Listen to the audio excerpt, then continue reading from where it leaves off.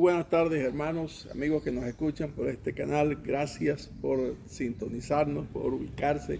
Yo soy de los que están convencidos de que es Dios quien pone el querer como el hacer. Y es Dios el que hace que usted escuche cada semana este mensaje. En verdad lo que queremos hacer es un resumen, ¿verdad?, del mensaje dominical, para que en una manera más sucinta pues quede en ustedes, como decir, un mensaje de bolsillo, un mensaje donde usted pueda meditar y considerarlo una y otra vez. Esta tarde volveremos sobre el tema de Jesús, el gran yo soy. Hemos estado hablando de él las últimas semanas para advertir a la población, para advertir tanto a creyentes como no creyentes, aquellos simpatizantes, aquellos que son afectos al mensaje del Evangelio, que puedan estar despiertos, que puedan estar cabales, sobrios en cuanto a lo que se está tramando en el mundo y se ha venido tramando desde un principio. ¿Cuál? El que no se aceite a la persona de Cristo Jesús igual como Él declaró que era. ¿Quién era Él? Ese es el plan siniestro, el plan del diablo y de todas sus potestades. Nosotros estamos aquí para exponer y para defender esta fe.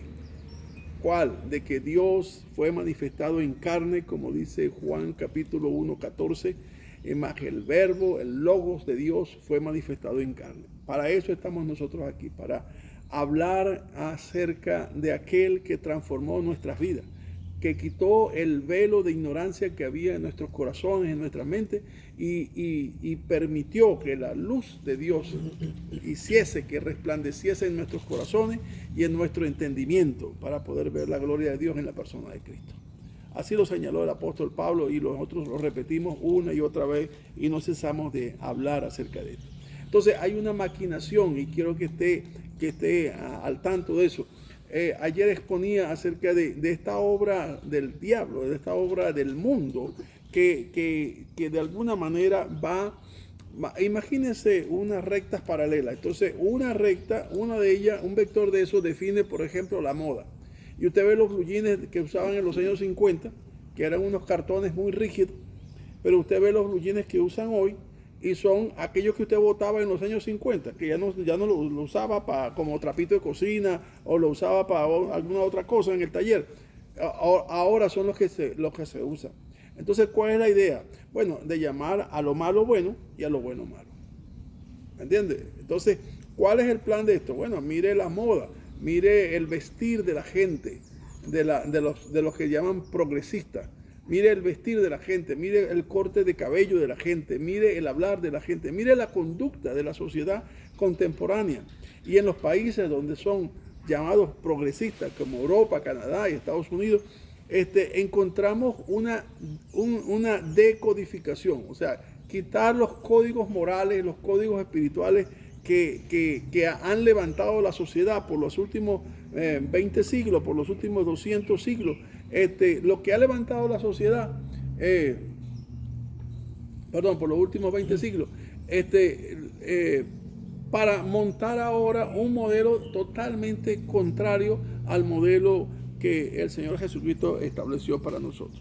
Entonces, nosotros estamos aquí para decir, no se dejen engañar en cuanto a lo que hoy día el mundo quiere o pretende, aún sobre la iglesia, no solamente sobre la sociedad, sobre los que ya están cautivos, sino sobre los que no estamos cautivos, sobre aquellos que hemos tenido el favor de Dios o la gracia de Dios en nuestras vidas y que podemos ver y que no es algo que nosotros hayamos dado cuenta o que nos revelamos, no, sino que Dios se reveló a nosotros y nos mostró algo que para nosotros era totalmente ignorado, que Dios se había hecho hombre en la persona de Cristo. La segunda persona de la Trinidad se manifestó en carne para habitar en medio de nosotros. Por eso, allá en Mateo capítulo 1, él señala algo muy importante. Y es que, mire, Los nombres siempre tienen una relevancia en cuanto al propósito de vida o la naturaleza de la persona. Cuando David le pusieron por nombre David, él decía que David significa el amado. ¿Por qué? Porque David fue tremendamente amado por Dios, ¿me entiendes? Abraham le cambió Dios el nombre, le puso Abraham, ¿para qué? Para decirle, serás padre de multitudes. Y cuando el ángel Gabriel se le apareció a María y le dijo, el niño que nacerá en tu vientre será llamado Emmanuel. Y Emmanuel significa Dios con nosotros.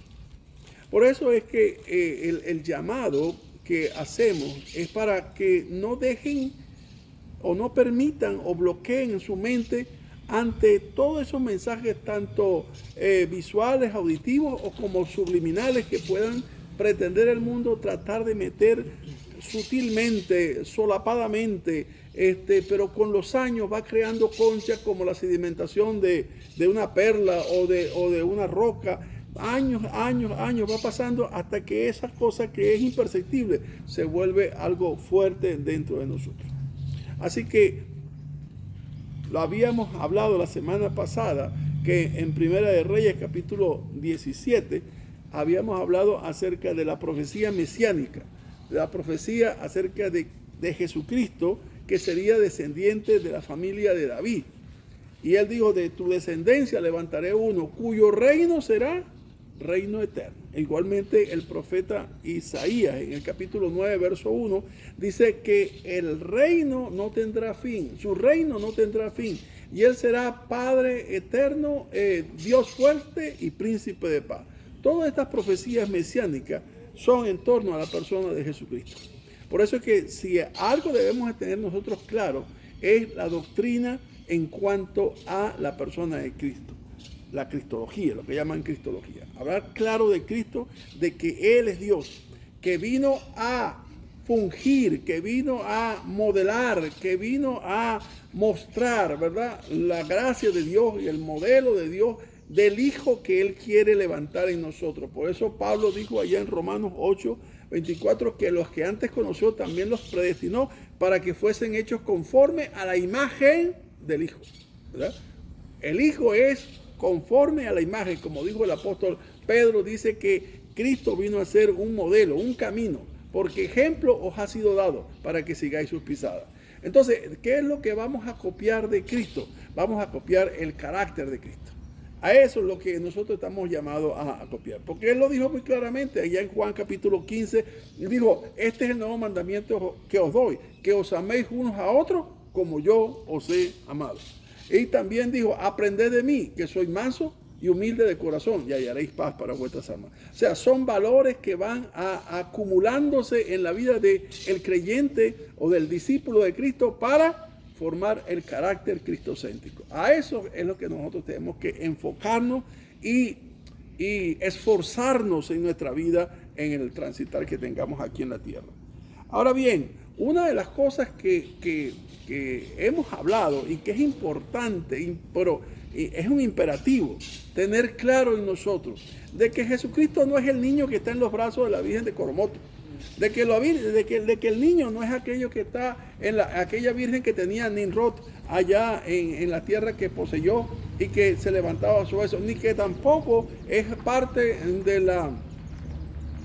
de la mitología griega de aquel niño que era nacido del Dios y de una mujer. Ya va, cuidado, todas esas cosas son imitaciones del modelo que Dios ha establecido. Óigame bien, vamos a leer, por ejemplo, en Hebreos capítulo 1, el versículo del 1 al 3.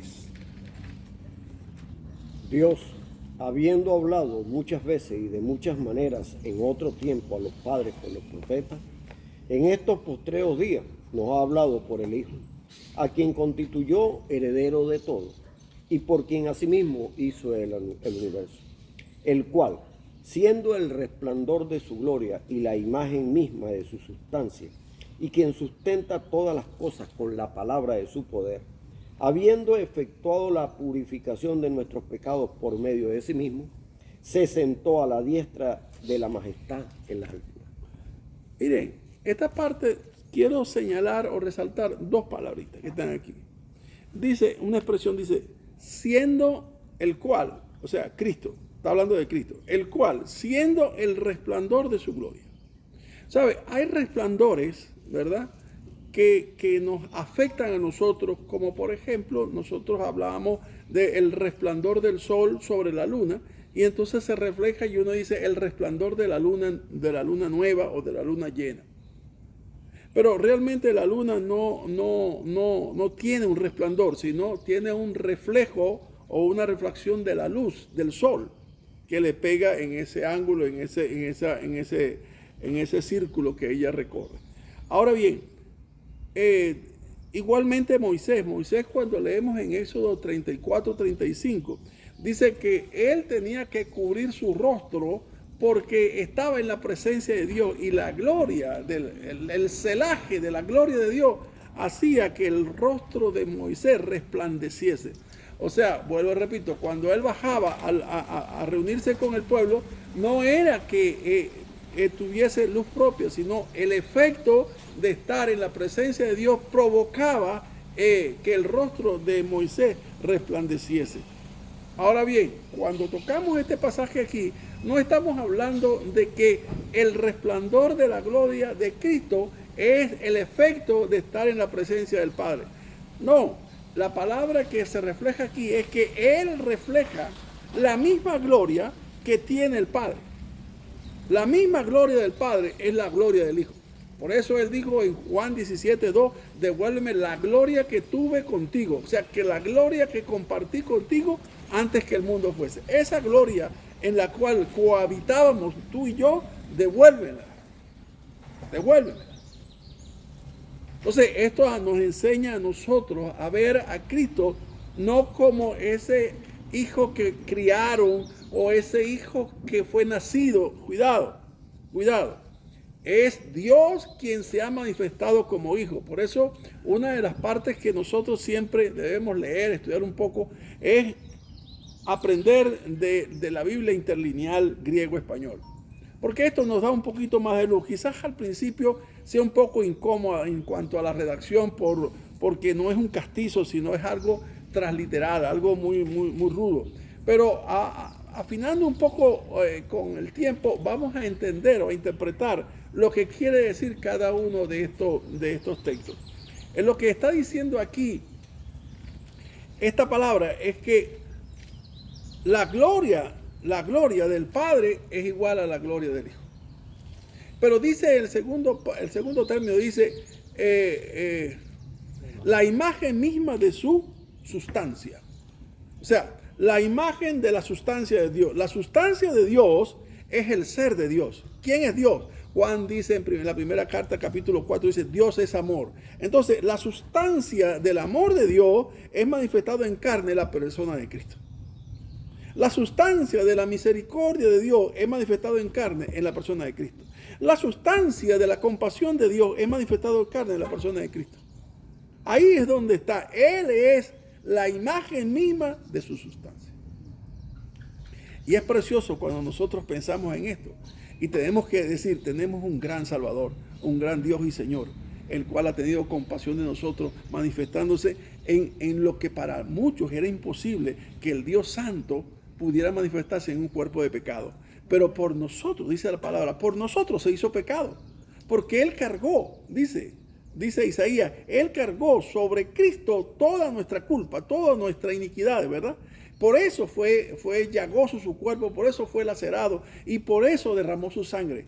Porque dice, era necesario el derramamiento de sangre para que hubiese remisión de pecado. Ahí es donde nosotros tenemos que fijarnos con firmeza. Sobre todo también, como dice Juan capítulo 1, versículo 1. En el principio era el Verbo, y el Verbo era con Dios, y el Verbo era Dios. Esta parte cuando usted la lee, por eso dice, si nosotros leemos solamente la Biblia en español, quizás nosotros quedamos muy cortos. Hay que apoyarse en otros textos para que entendamos un poco más cuando se escribió, cuál era el sentido de lo que se quería decir. Mire, en Génesis capítulo 1 dice, en el principio creó Dios, en el principio creó Dios. O sea que hubo un momento cuando lo creó, pero en términos, yo diría, de tiempo, en el principio no existe el principio. Porque no hay un principio para la eternidad. Pero hay una acotación, ¿verdad? Del lado izquierdo, hay una acotación donde Dios creó. Entonces, eso es lo que se refiere al principio. Pero existe una eternidad. Bueno, dice también Juan, que no tenía nada que ver con las cartas, con los escritos de Moisés. Juan dice en el capítulo 1, en el principio era el verbo y el verbo era con Dios. O sea, desde la eternidad la palabra existía y la palabra estaba con Dios. Pero lo más interesante es que en el versículo 2 dice, y el verbo era Dios. Pero en la original no dice así, sino dice, el Dios era el verbo. O sea, el Dios nuestro se hizo verbo, se hizo palabra, se hizo carne en medio de nosotros, como dice el versículo 14. A eso es lo que quizás, yo sé que estoy quizás atreviéndome a romper algún esquema que está en nuestra mente, porque así nos enseñaron, qué sé yo, mi abuela, mi mamá, y así aprendí que él es el Hijo de Dios. Es que no deja de ser el Hijo de Dios. En cuanto a su función, en cuanto a su trabajo como modelo, en cuanto al carácter que tiene como reflejo del carácter del Padre. Por eso vemos la palabra que se usa para definir el carácter de un hijo, del carácter del Padre en el Hijo como huios, que es el carácter del Padre. Si usted lo busca en el diccionario Vine, va a encontrar que hay una acotación que habla acerca de que refleja el carácter del hijo varón. El carácter del hijo varón refleja el carácter del Padre. Por eso dice él, el Señor en su palabra, el Hijo honra al Padre.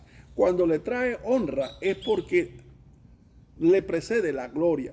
Y el Señor Jesucristo dice, he acabado la obra que me diste que hiciese. No hay gloria mayor que uno le pueda traer al Padre, sino, decía al final, he acabado la obra que me diste que hiciese.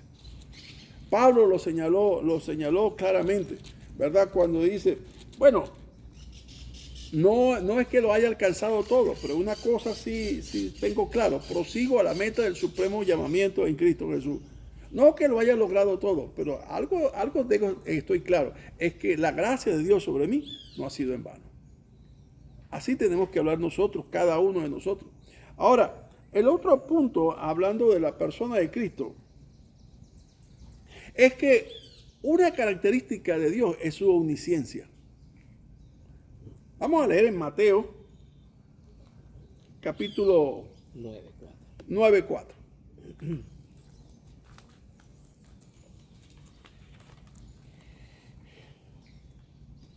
Entonces algunos de los escribas decían dentro de sí, este blasfema.